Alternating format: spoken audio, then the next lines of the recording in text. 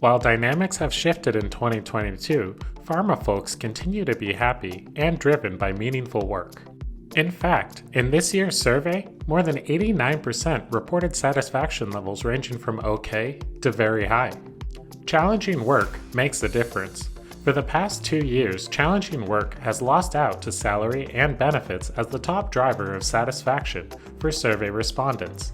This year, challenging work reclaimed the throne. In fact, since 2020, reports of raises have been declining. This year, only 54% of respondents reported receiving a salary increase. However, all is not lost. 62% of respondents reported receiving an additional incentive, such as extra time off or stock options.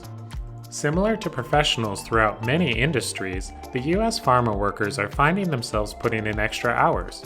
Over 85% of respondents said they are working more than a 40-hour week, rising slightly from last year's report.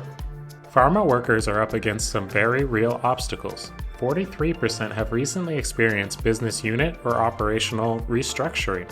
38% are concerned about internal cost-cutting measures, and 43% are dealing with increased workload due to organizational changes. But at the same time, our survey found that more people are receiving meaningful feedback and formal training than in previous years. And more people feel inspired by what they do. Despite the big responsibility to discover and develop drugs that will return the world to normalcy, in this year's Career and Salary Survey, it was clear that pharma is up for the challenge.